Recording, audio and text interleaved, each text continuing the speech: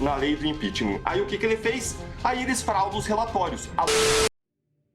Hoje é com o ex-deputado federal e ex-procurador-chefe da Lava Jato, Deltan Dallagnol, e também o advogado criminalista Antônio Carlos de Almeida Castro, o Cacai.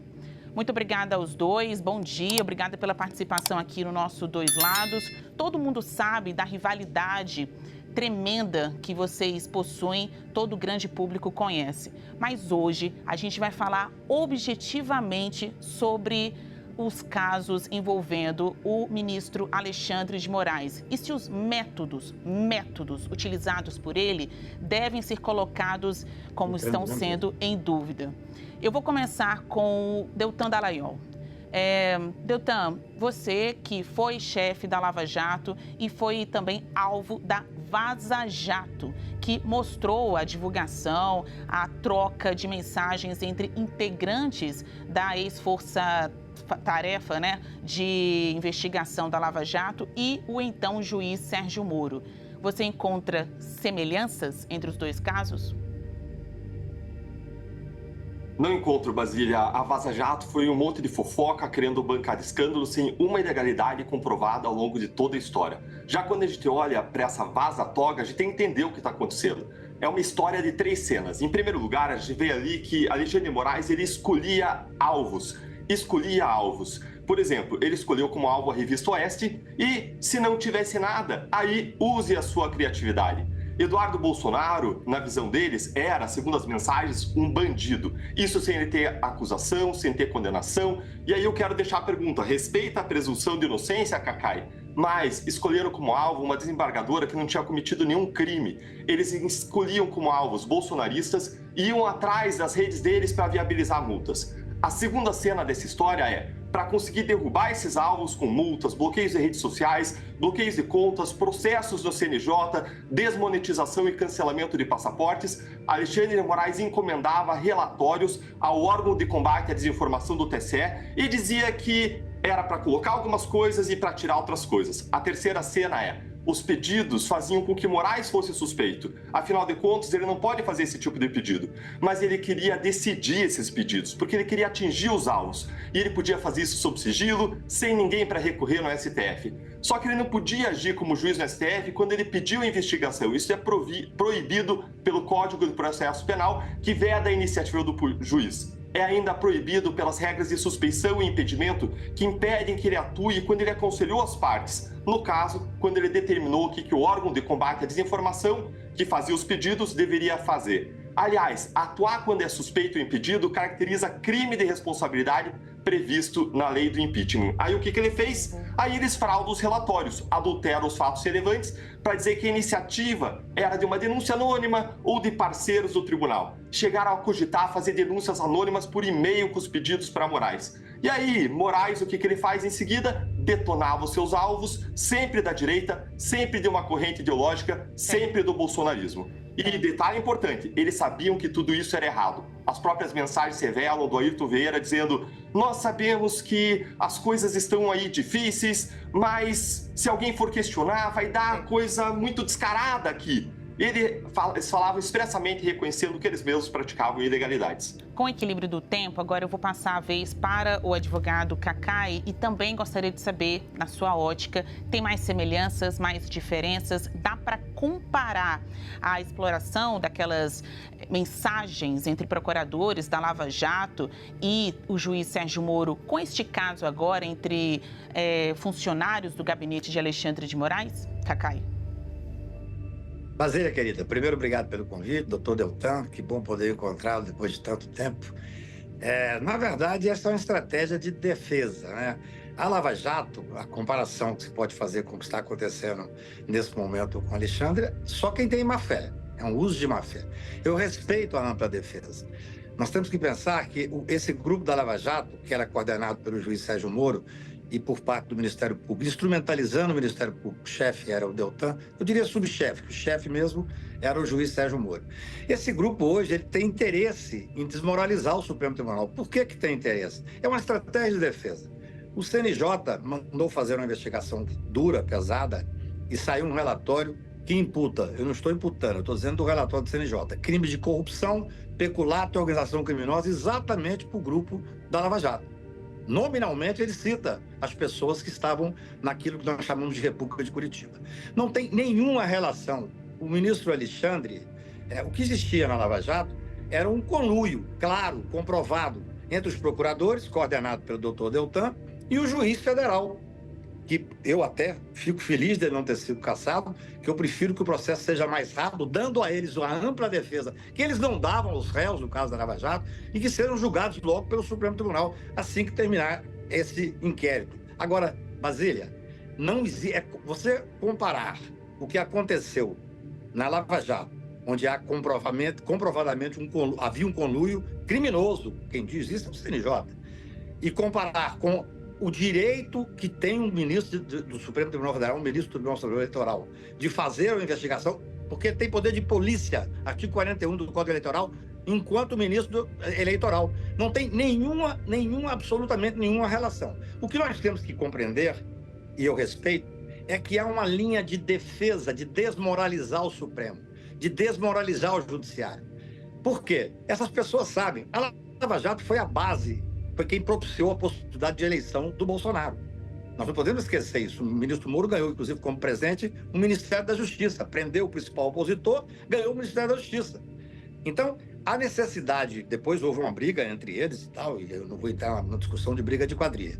Mas, depois que houve essa cisão, há uma necessidade de desmoralizar, porque os processos, Basília, estão vindo. Há 300 pessoas condenadas do 8 de janeiro há 12, 15 anos. Nós temos agora que cobrar do Ministério Público Federal, talvez a demora seja um motivo maior desse certo desespero por parte daqueles que estão sendo investigados. E eu entendo, eu sou advogado criminal.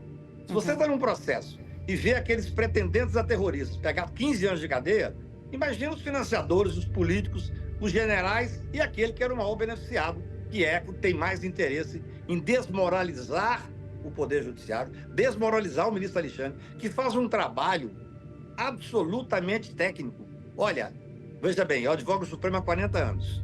Ali tem conversa entre assessores. É normal que se dê assim. O ministro, só para as pessoas entenderem, o ministro tem vários assessores, juízes auxiliares. Quando chega uma tese, ele fala, essa é a tese que eu vou levar adiante. Os assessores vão estudar, vão trabalhar, vão fazer pesquisa jurisprudencial. É normal que fala, não, aqui tem que ser um pouco mais duro. Não, buscam a jurisprudência nisso. Não está escolhendo o alvo. Os alvos é que estavam publicamente fazendo um atentado ao Estado Democrático de Direito. Então, isso é um direito do ministro Alexandre Agil, dentro do seu absoluto legítimo direito, enquanto ministro do TSE, juiz eleitoral, de fazer o que fez. Entrevistar os senhores é um verdadeiro sobrevoo sobre os fatos políticos mais relevantes dos últimos tempos aqui no Brasil. A Lava Jato, completando 10 anos este ano. O senhor Cacai, que defende advogados progressistas, advogados que querem colocar aí em discussão os métodos utilizados por agentes do Judiciário, também do Ministério Público. Então aqui é um embate, né? É mais do que um debate, é um embate entre duas figuras de muita relevância nacional. Dallagnol, agora é com você. Alguns defensores de Alexandre de Moraes, até não precisa defender porque tem uma amizade com Alexandre de Moraes, mas ao viver a vida aqui no meio jurídico de Brasília, dizem, informalidade não é ilegalidade. Esta é a defesa. Na sua avaliação, Dallagnol, em que pese esta opinião, os atos, as decisões de Alexandre de Moraes entram na berlinda, podem ser invalidadas, anuladas, a depender dessas publicações, das conversas de pessoas de seu gabinete? Dallagnol.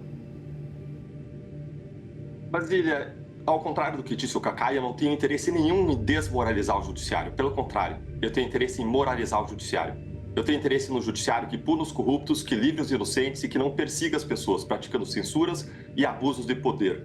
Eu tenho interesse em buscar justiça, mas eu entendo o Cacai. O que o Cacai está fazendo como várias pessoas ao redor do ministro Alexandre de Moraes, que vão de bermuda ao Supremo, usando a sua criatividade. Afinal de contas, é isso que eles fazem. Quando ele diz que o ministro Alexandre de Moraes tem poder de polícia, isso é verdade, mas a questão não é essa. A questão é que esse poder de polícia, ele só autoriza a investigação de desinformação de crimes no período eleitoral, não a investigação criminal para suprir o Supremo. E mais, ainda que ele possa pedir relatórios como ministro-presidente do Supremo, ele não pode usar esses relatórios como ministro-juiz no Supremo Tribunal Federal, porque a lei assim veda. Assim, a não ser que o ministro, o Cacai aqui, quase um ministro do Supremo, né, do modo como ele está falando, ele queira derrugar o artigo 3º do Código de Processo Penal, que veda a iniciativa probatória do juiz, todos os artigos que prevêem suspeição e impedimento e o crime da lei do impeachment que impede que um ministro suspeito e impedido atue. Agora, eu concordo com o Cacai em uma coisa: o sistema corrupto ele quer realmente inverter a realidade. É a maior piada do mundo. Eles querem devolver os corruptos a posições de poder e colocar os agentes da lei como se eles fossem os corruptos. Essa é a maior piada e a maior inversão de valores da história. E quando a gente compara Vaza Jato com agora Vaza Toga, não tem nada a ver uma coisa com a outra. Na Vaza Jato, a gente estava falando de um material criminoso. Como a Polícia Federal disse, os hackers tinham intenção de adulterar e não havia como confirmar a autenticidade. Agora não, agora é um material legítimo, que veio de um whistleblower, alguém que está soprando o apito diante das ilegalidades, que viu tendo acesso legítimo ao material, e o material é reconhecido. Segunda diferença, na Vaza Jato, os procuradores, os assessores da operação nunca apontaram nada de errado. Essas supostas mensagens não revelaram nenhum crime, nada. Já quando a gente olha para essa Vaza Toga, vê indícios sérios de crime, respeitar, a gente vê uma pessoa de dentro apontando coisa errada. Na Vaza Jato, mais de 15 procuradores independentes atuavam, com diferentes visões de mundo. Se tivesse qualquer coisa errada, não tinha hierarquia. Se alguém visse alguma coisa errada, pegava a sua mala, ia embora e apontava a ilegalidade. Agora não, agora a gente está falando de um órgão controlado, de assessores controlados pelo Moraes, cargos em comissão ou ainda juízes assessores do Alexandre de Moraes, todos subordinados a uma única pessoa, a uma única visão de mundo. Quarta diferença, o Intercept, ao divulgar a Vaza Jato, sempre deixou claro que ele tinha lado. Ele estava de um lado e ele nunca escondeu isso. Essas mensagens divulgadas, supostas mensagens da Vaza Jato, foram claramente instrumentalizadas com o objetivo de destruir a Lava Jato, derrubar condenações e assassinar reputações de juízes e procuradores. Existia aí militância. Já agora na Vaza Toga, não. A Folha de São Paulo é insuspeita, ela está à esquerda. Ela apoiou o Alexandre de Moraes em vários atos que ela praticou. Quinta diferença, na Vaza Jato tinha o Ministério Público atuando e tinha um juiz. Agora não, na Vaza Toga é o juiz, procurador e polícia numa sistema acusatório. Quem é realmente garantista é contra isso. Em sexto lugar, os procuradores, o que eles faziam era combater a corrupção bilionária comprovada. O que o ministro Alexandre de Moraes faz é perseguir pessoas que criticam o Supremo Tribunal Federal, é ir atrás do OAS procurando opiniões ácidas para que possa desmonetizar, calar e censurar. Em sétimo lugar, na Lava Jato, tudo era revisado em 3 instâncias. Tinha por base os fatos e a lei, ainda que possa existir diferentes interpretações. Agora não. Agora a palavra é suprema, de uma só pessoa, não tem revisão e a lei foi rasgada, a Constituição foi rasgada e foi deixada lá atrás uma série de casos que a gente pode explorar aqui. Prisões além de 35 dias, buscas probatórias que eram fishing expeditions, pescarias probatórias, censuras de perfis inteiros e não de posts específicos e, para fechar, em oitavo lugar, a Vaza Jato, ela revelou fofocas. Nenhum ato, nenhum produzido em documentos confirmou aquelas alegações. Pelo contrário, quando a STJ investigou, para averiguar se os procuradores tinham investigado ilegalmente ministros do STJ, comprovou o contrário, que isso não tinha acontecido. Já agora, na Vaza Toga, você vê documentos que provam as fraudes documentais apontadas, levantando sérios indícios de crimes que precisam ser investigados. Obrigada, Dallagnol. Agora eu vou passar para o Cacai. Quem está acompanhando a gente percebe que os dois lados têm oportunidade de falar, não são toda hora interrompidos, é realmente um debate justo. A gente precisa ouvir os dois lados sobre esta questão. Cacai, com você, quero saber o seguinte. Aqui cabe uma discussão sobre qual o papel do judiciário, porque tem muitas pessoas que estão, neste momento, na posição de quem acusa o ministro Alexandre de Moraes, dizendo que, o Moraes investiga, denuncia e julga, estão interpretando assim a partir das notícias que vieram à tona até agora. Na sua avaliação, esta confusão é descabida ou não? Dá para entender por que as pessoas estão achando que Moraes está investigando e não apenas julgando o caso? Cacai. Brasília, em primeiro lugar, é muito bom ver o doutor Deltan falar o que está falando, né? Falar em instrumentalização, falar em ilegalidades, em perseguir pessoas. Para mim isso é uma beleza, porque me remete ao tempo que ele era o chefe o subchefe, que o chefe era o Moro, mas ele era o chefe dos procuradores, e que fazia exatamente isso. Eu acho que ele tem muita condição de falar sobre isso, sim. Até porque eu entendo, repito aqui, que nós temos que dar um amplo direito de defesa a todos esses que estão em posição de ansiedade até, né? Há um relatório do CNJ que é muito grave sobre os membros da 13ª Vara e dos procuradores da República. Esse é um primeiro ponto. Eu respeito aquilo que eles não deram aos réus lá, presunção de inocência. Eu me lembro quando eu entrei com a DC 43, a presunção de inocência, e nós ganhamos, o Sérgio Moro falou que era a maior derrota da Lava Jato. Agora ele deve ter uma fotozinha dos advogados que defenderam a tese do Supremo Tribunal, porque é o que vai ajudar a todos eles. Veja bem, fazer qualquer comparação. Primeiro, eu não sou amigo do ministro Alexandre, não privo do relacionamento dele. Eu respeito, tenho críticas, muitas vezes, como advogado, a algumas questões que são levadas, como o acesso, a questão de sustentação oral, mas isso não vem ao caso aqui. O que interessa é que as pessoas têm que entender como é que se dá a relação entre os assessores do gabinete do ministro. O gabinete do ministro tem vários assessores. O ministro já disse, ele diz qual vai ser a decisão dele e os seus assessores conversam entre eles. Isso é normal. O que não é normal era, na época da Lava Jato, um juiz ter um conluio com os procuradores. O juiz falar assim, tal procuradora é ruim em audiência. Uma delegada de polícia forjar um documento, forjar um depoimento e eles protegerem essa delegada de polícia. Olha, comparar, sinceramente, parece assim, é comparar ser humano com ser germano. Não tem nenhuma relação, nenhuma. O CNJ já disse várias vezes, tecnicamente, das irregularidades da Lava Jato. Eu dou a eles o direito pleno, não tenho o direito de dar, eu sou advogado, sou um garantista e defendo a Constituição.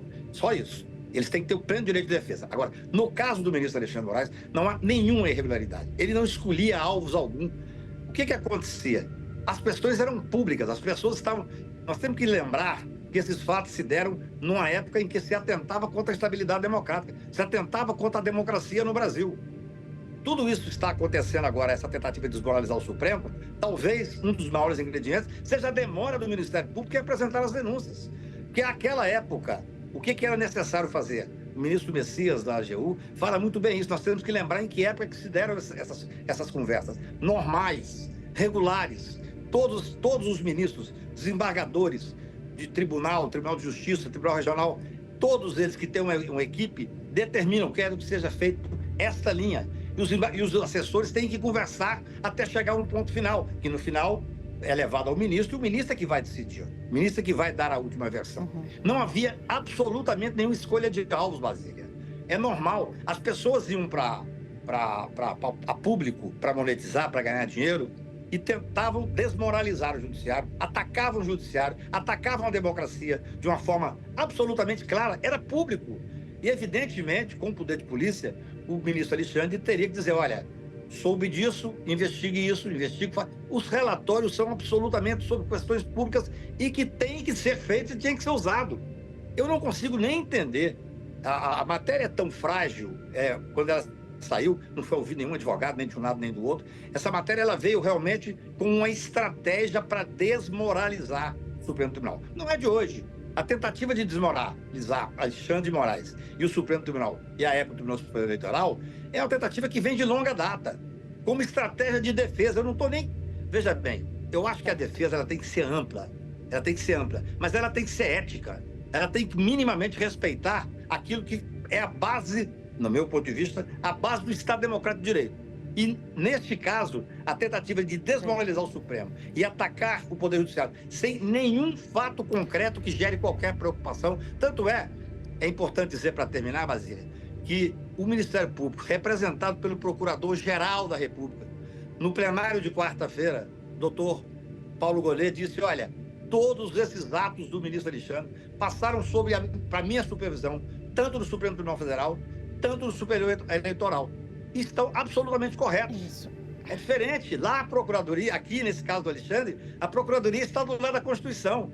Na Lava Jato, a Procuradoria estava em conluio com o juiz. Tanto é que o CNJ faz um relatório fortíssimo, determinando para apurar responsabilidade criminal. Então, eu acho que o ministro Alexandre fez de uma forma correta, dentro da lei e sempre supervisionado pelo Ministério Público, nas palavras do próprio Procurador-Geral da República.